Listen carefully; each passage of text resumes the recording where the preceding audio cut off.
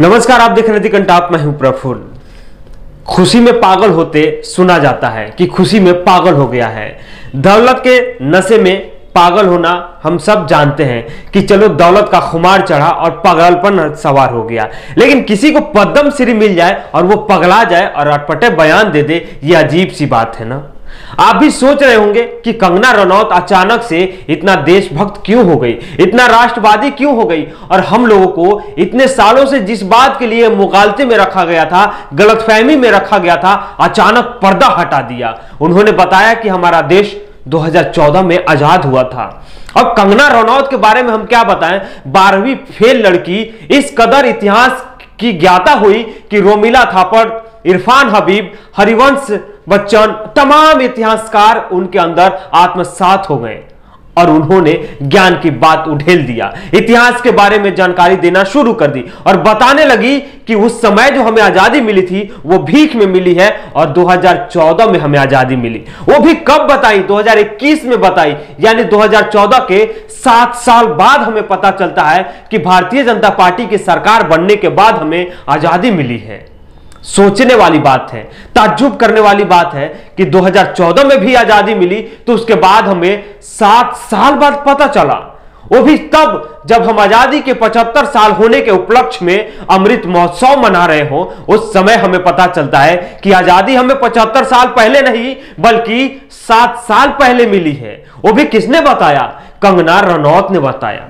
Blood will flow, but it should not be Hindustani blood. They knew it and they paid a price. Of course, वो आजादी नहीं थी, वो भीख थी, और जो आजादी मिली है वो 2014 में मिली है। इसीलिए सब आपको कहते हैं कि आप भगवान हैं। अब जरा सोचिए कि पद्म श्री का खुमार इस कदर चढ़ेगा कि इंसान अपना अतीत ही भूल जाएगा, इंसान अपना अस्तित्व भूल जाएगा, इंसान को कब आजादी मिली उस बात को भुला देगी और पागलपन सवार हो जाएगा और अटपटे बयान देना शुरू कर देगी। कंगना रनौत का बस इतना सा कहना था कि सोशल मीडिया पे उनके आलोचक उनके समर्थन में खड़े हो गए, आलोचना करना शुरू कर दिए। अब समर्थन में खड़े आलोचक भी हो गए। सोचिएगा थोड़ा बातों को। कई लोगों ने उनके बारे में ट्विटर पे एक से एक बढ़ के बातें लिखी, हमने आपको कल भी बताया था। लेकिन आज एक ऐसे नेता के बारे में बात करेंगे जो महाराष्ट्र के फायर ब्रांड नेता हैं, एनसीपी के नेता हैं, नवाब मलिक नाम है। उन्होंने ड्रग्स केस में समीर वानखेड़े हो या फिर से आपको देवेंद्र फडणवीस हो, सबकी धज्जियां उखेड़ दिया, बखिया उधेड़ दिया। अब लग गए कंगना रनौत के पीछे, और कंगना रनौत के भी पीछे लगे तो उन्होंने उनके पीछे भी ड्रग्स केस का ही उजागर किया।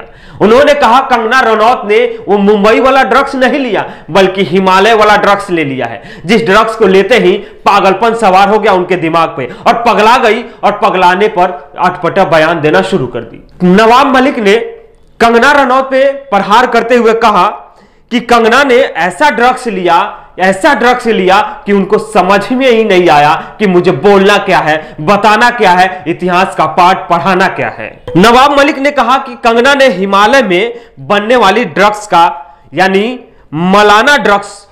मलाना फ्री ड्रग्स का सेवन कर लिया, उसका डोज कुछ ज्यादा ही ले लिया, यानी एक गोली ज्यादा ले लिया, जिसके वजह से उनके ऊपर पागलपन सवार हो गया। इसलिए वो इस तरह की बहकी बातें करने लगी।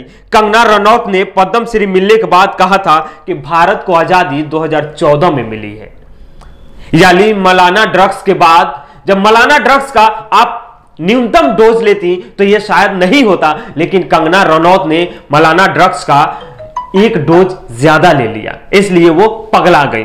उसके बाद में वरुण गांधी ने भी उनपे कटाक्ष किया था, उनपे प्रहार किया था, जो भारतीय जनता पार्टी के सांसद भी हैं, भारतीय जनता पार्टी के खेमे में नेता भी हैं और एक जाने माने वरिष्ठ नेता हैं।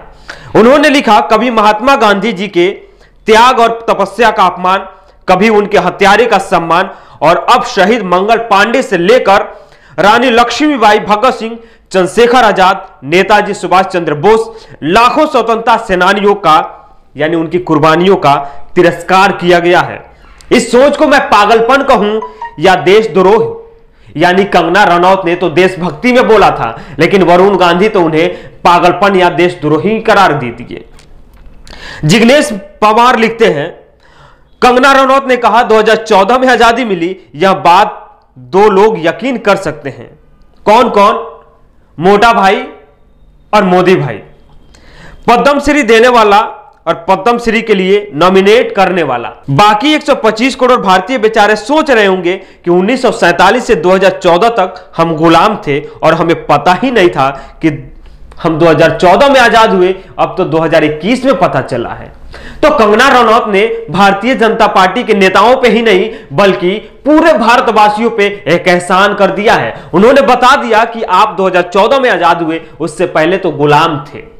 खैर, कंगना रनौत ऐसे ही ज्ञान की बातें करती रहे और पद्मश्री क्या, पद्म विभूषण, पद्म भूषण और भारत रत्न तक पहुंच जाए, यही हमारी कामना रहेगी। अगर ऐसे चाटती रही तो भारतीय जनता पार्टी जरूर उनका नाम एक दिन भारत के सर्वोत्तम सम्मान नागरिकता यानी भारत रत्न के लिए नामांकित कर ही देगी।